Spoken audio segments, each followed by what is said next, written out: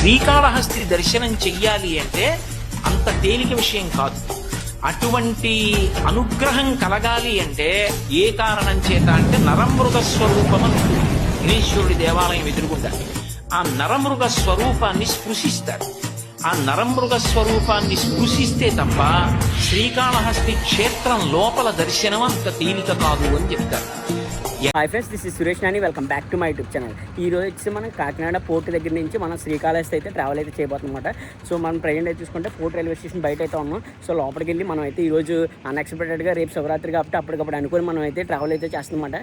So నేను తాత్కాల టికెట్లు book చేశాను. కాకపోతే ఏమైందంటే మనకి తాత్కాల వెయిటింగ్ 4-5 వచ్చి ఆగిపోయింది టికెట్లు. సో అందుకని చెప్పేసి మనం డైరెక్ట్ పోర్ట్కి అయితే వచ్చామన్నమాట. ఇక్కడ మనం జనరల్ టికెట్ తీసుకొని లోపలికి వెళ్ళి సీట్ అయితే క్యాచ్ చేసి మనం అయితే ట్రావెల్ అయితే చేయబోతుందన్నమాట.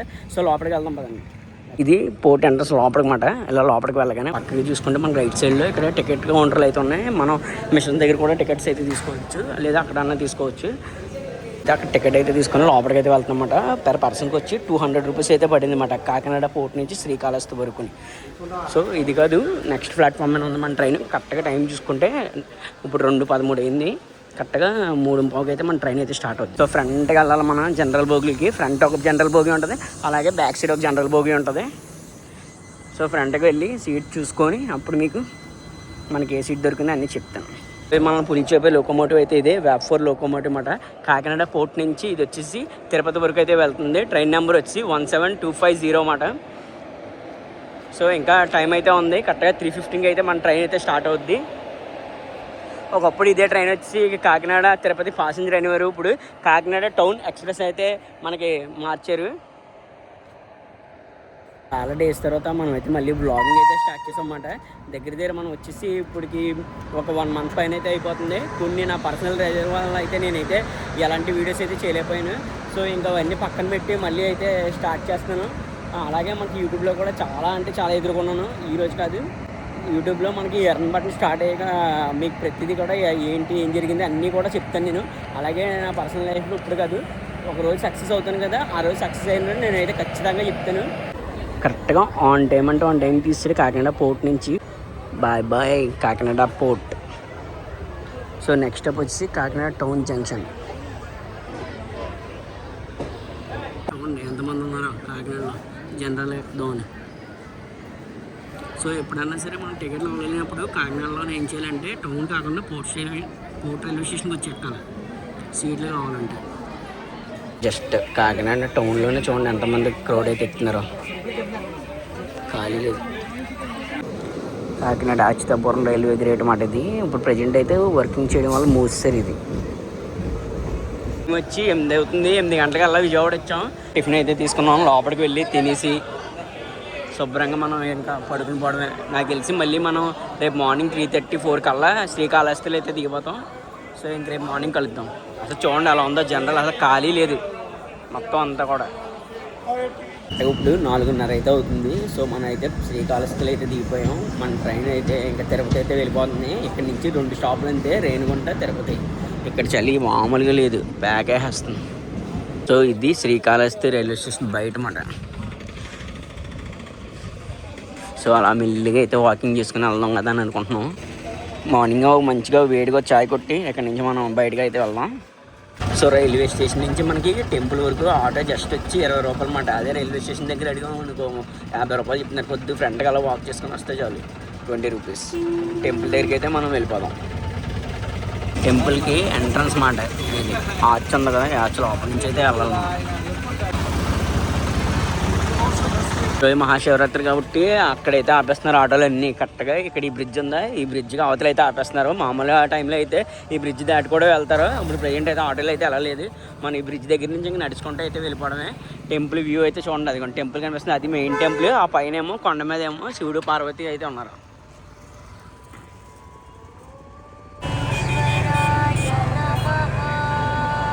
Night view.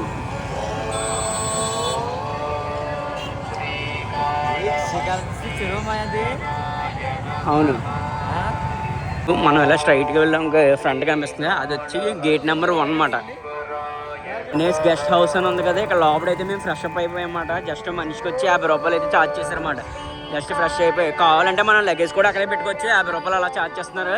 కాకపోతే మేము ఎదరవేలు పెట్టుకుందాం అని చెప్పేసి దగ్గరలో గుడి దగ్గరలో అందుకని చెప్పేసి వస్తాం. సో ఇంకా టెంపుల్ దగ్గరికి అయితే వెళ్ళిపోదాం లేట్ లేకుండా.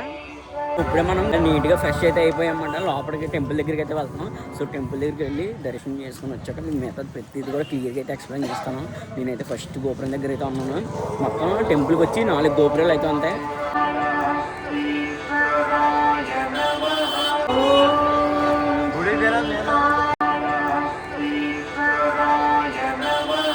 మీకు ఎంట్రన్స్ గోపురం ఉందా, గోపురం దగ్గర నుంచి ఇలా లోపలికి వెళ్ళామంటే ఫ్రీ దర్శనం అన్నమాట.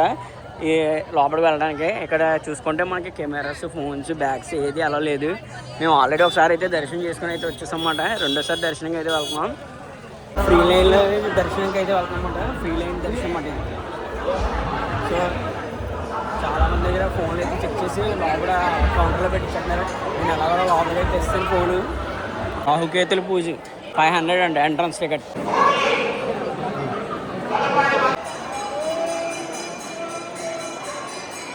సైడ్ బ్లాక్ దగ్గర నుంచి రావడానికి బ్యాక్ సైడ్ ఇక్కడికి 2 అవర్స్ పట్టింది. అదే పొద్దున్నైతే మేము 20 మినిట్స్లో వెళ్ళిపోయాము. ఇలా గుడి మొత్తం ఇలా వాటర్ బాటిల్ కూడా పంచుతున్నారు, బిస్కెట్స్ అన్నీ. కరెక్ట్గా అక్కడ నంది కనిపిస్తుంది కదా, ఆ నందికి ఎదురుకుంటే చిన్న కన్నం అయితే ఉంది కదా, అక్కడ కన్నం నుంచి మనకైతే దేవుడు కనిపిస్తుంది అనమాట, శివలింగం. ఇంకా గుడి దగ్గరలో అయితే ఉన్నాం. దగ్గర ఇంకొక అరగంట పట్టచ్చు. నిజంగా డెకరేషన్ చేశారు లోపల. శ్రీకాళహస్తి టెంపుల్ లోపల సూపర్ ఉంది. మొత్తం దర్శనం చేసుకొని బయటకు వస్తుందన్నమాట మెల్లిగా. ఇది పైనుంచి టెంపుల్ వ్యూ. ఇంకా పైకి వెళ్ళి చూపిస్తాను మీకు. ఇలా డైరెక్ట్ స్ట్రైట్గా వెళ్ళామంటే వే టు ప్రసాదం కౌంటర్. ఇక్కడ ఇలా పైన మెట్లు ఉన్నాయి కదా, ఇలా పైకి అయితే ఎక్కి వెళ్ళామంటే మనకి కన్నప్ప టెంపుల్ అయితే ఉంటుంది అన్నమాట. సో పైకి వెళ్ళి మీకు చూపిస్తాను చూడండి.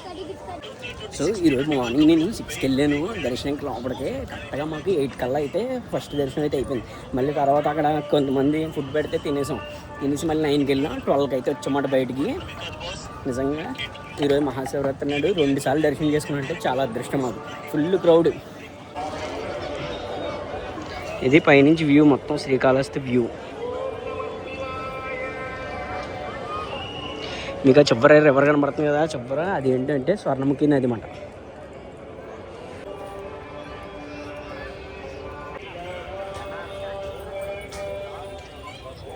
అక్కడ ఏదో చెట్టుకి బుట్టలు అయితే కడుతున్నారు అన్నమాట, ఉయ్యాలంటి నాగేంద్ర స్వామిది.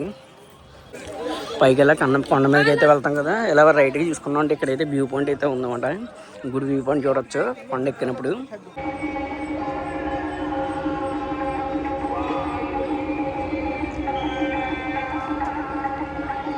మీకు అక్కడ బ్రిడ్జ్ కనిపిస్తుంది కదా, మార్నింగ్ ఆ బ్రిడ్జ్ నుంచి మనం అయితే నడుచుకుంటే టెంపుల్ దగ్గరికి అయితే వచ్చామన్నమాట. మనం కొండ మీదకి అయితే వచ్చాం. చూసారు కదా అక్కడ శ్రీ బత్తకన్నప్ప స్వామివారి దేవాలయం.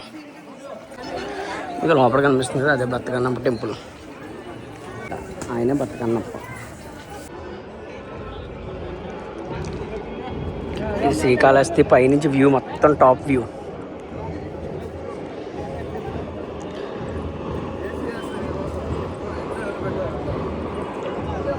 ఎండ మామూలుగా లేదు. సో కిందకి వెళ్ళి మాట్లాడదాం మిగతా విషయాలన్నీ కూడా. సో ఇక్కడ చూసుకుంటే మనకి ఉచితంగా ప్రసాదం పెడుతున్నారు. మార్నింగ్ అయితే పెట్టలేదు.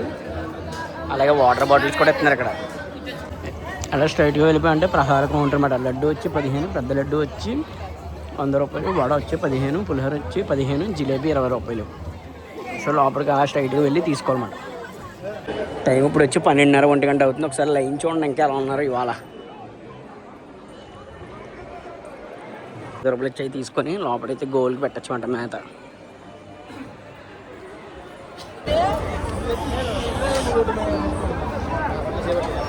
మెయిన్ గోపురం అదిగండి.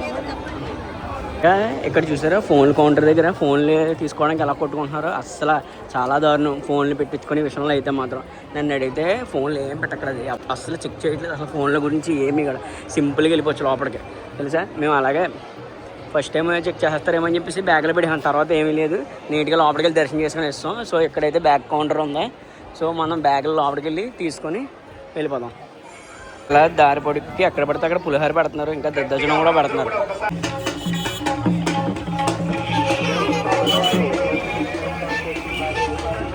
ఇలా శ్రీకాళహస్తిలో ఈరోజు ఎక్కడ పడితే అక్కడ భోజనాలు అయితే పెడుతున్నారు అనమాట. మామూలుగా కాదు, పులిహోర, దద్దోజనం, ఇంకా మొత్తం అన్నీ చాలా చోట్ల పెడుతున్నారు.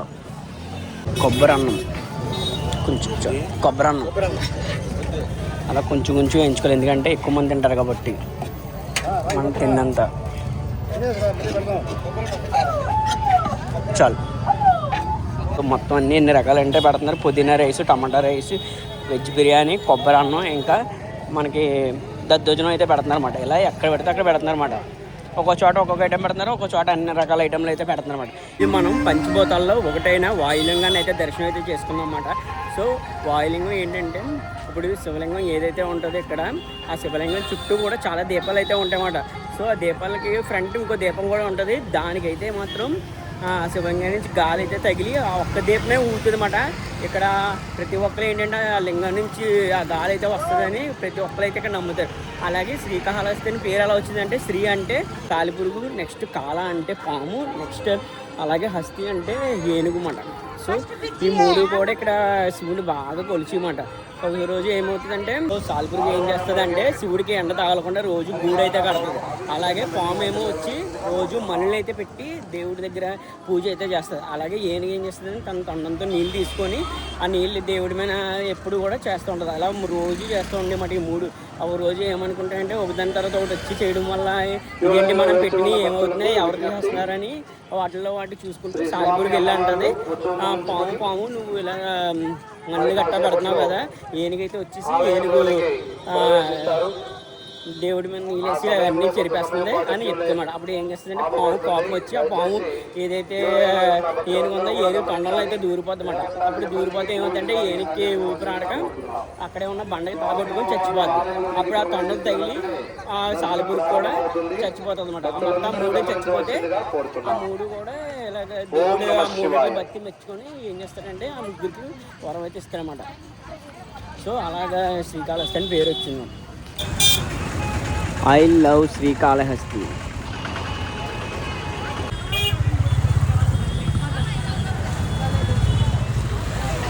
ఒక్కసారి ఈవినింగ్ ఇప్పుడు 5:30 అలా అవుతుంది. చూడండి క్రౌడ్ ఎలా ఉన్నారు, అసలు మామూలుగా లేరు జనం. నైట్ మహాశివరాత్రి కదా, ఇవాళ జాగరణ చేయడానికి ప్రతి ఒక్కరు అయితే ఉంటారన్నమాట ఇక్కడ.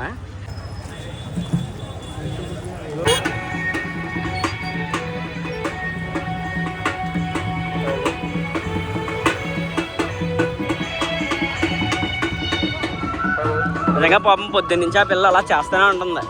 నేను మార్నింగే చూశాను, ఇప్పుడు కూడా చూశాను. ఇలా ఎక్కడ చూడండి రోడ్డు సైడ్ అంతా మొత్తం చిలక జోషన్లే మొత్తం అన్నీ కూడా. చిలక జోషన్, మామిడికాయ మొక్కలు,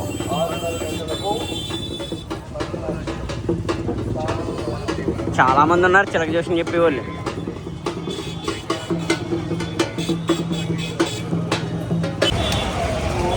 సో ఇప్పుడు మనం ఎక్కడికి వెళ్తున్నాం అంటే, ఇలాగా గుడి అయితే ఇలా బ్యాక్ సైడ్ ఇలా ఎదరికైతే వెళ్ళాలి. సో ఇలా స్ట్రైట్గా వెళ్ళామంటే కొద్దిగా ఎదరికెళ్ళాక రైట్కి తీసుకుంటే మనకి పాలకోవా బాగా ఫేమస్ అంటే ఇక్కడ. సో శ్రీకాళహస్తి కోవా అంటే చాలా ఫేమస్ కదా. సో టేస్ట్ చేద్దామని అయితే వెళ్తాం అన్నమాట. సో చూద్దాం పదండి. ఇక్కడ అప్పుడు నిన్న కూడా శ్రీకాళహస్తిలో కోవా ఎక్కడ బాగుంటుంది అంటే, కొద్దిగా ఫ్రంట్కి వెళ్ళి రైట్కి వెళ్ళకంటే మధు కోవా అనేది అంటే చాలా బాగుంటుందండి. సో అక్కడికి అయితే వెళ్దాం. మనం కూడా పార్సిల్ అయితే తీసుకున్నాం. సో అక్కడికి వెళ్ళి ముందు టేస్ట్ చేస్తాను, నచ్చితే ఇంటికి కూడా పార్సిల్ అయితే పట్టుకెళ్తాను. సో ఇక్కడ పెళ్లి మండపం ఉంది కదా, మనం అదే రోడ్లో ఇలా స్ట్రైట్గా వెళ్ళాలంటే ఎదర మధు కోవా అని చాలా ఫేమస్ అంట. సో అక్కడికి అయితే వెళ్ళి కోవా అయితే తీసుకున్నాం. సో ఇక్కడ చూసారు కదా, కొద్దిగా ఎదర రాగానే మధు మిల్క్ అని ఉంది కదా ప్రొడక్ట్స్, కోవా ఇక్కడ చాలా ఫేమస్ అన్నమాట కోవా అనేది. సో ఇంక మనం లోపలికి వెళ్ళి అసలు ఏంటి ప్రైజెస్ ఎలా ఉన్నాయి ఏంటి చూద్దాం. అసలు ప్రైజెస్ అన్నీ తక్కువ రేట్లో ఉన్నాయి కానీ కోవా లేదంట, అంతగా అయిపోయింది. అసలు ఐస్ క్రీమ్ కూడా లేదంట. దాంట్లో కోవా చాలా బాగుంటుంది అని చెప్పారు ప్రతి ఒక్కరు, ఐస్ క్రీమ్తో పాటు. కానీ లోపలికి వెళ్ళినా కోవా లేదు, అయిపోయింది అన్నారు. ఇంకా ఫుల్ డిసప్పాయింట్. మళ్ళీ సార్ వచ్చినట్టు గ్యారంటీగా తీసుకున్నాను. 2024లో మహాశివరాత్రికి నేను ఏషా కోయంబత్తూర్కి అయితే వెళ్ళాను. 2025లోని మహాశివరాత్రికి అరుణాచలం అయితే వెళ్ళాను. ఈసారి 2026కి మనం అయితే శ్రీకాళహస్తికి అయితే వచ్చామన్నమాట మహాశివరాత్రి రోజున. సో నేను నిజంగా మహాశివరాత్రి రోజున ఈరోజు కూడా శ్రీకాళహస్తిలో 2 సార్లు అయితే దర్శనం చేసుకున్నాను. చాలా అంటే చాలా బాగా అయింది. సో మొత్తానికి నేనైతే కంప్లీట్ చేసుకొని శ్రీకాళహస్తి రైల్వే స్టేషన్కి అయితే వచ్చేసాను. సో నేను ఇప్పుడు ఈవినింగ్ టైం చూసుకొని మనం మళ్ళీ కాకినాడ అయితే వెళ్ళిపోతాం. సో నేనైతే ఈ వీడియో అయితే ఇక్కడ ఎండ్ చేస్తున్నాను. మీకు కనుక ఈ వీడియో నచ్చితే తప్పకుండా ఒక లైక్ అయితే చేయండి. అలాగే వీడియో ఎలా అనిపించింది కింద అయితే కామెంట్ చేయండి. మన ఛానల్ ఎవరైనా ఫస్ట్ టైం చెప్తే తప్పకుండా సబ్స్క్రైబ్ అయితే చేసుకోండి. See you in next vlog.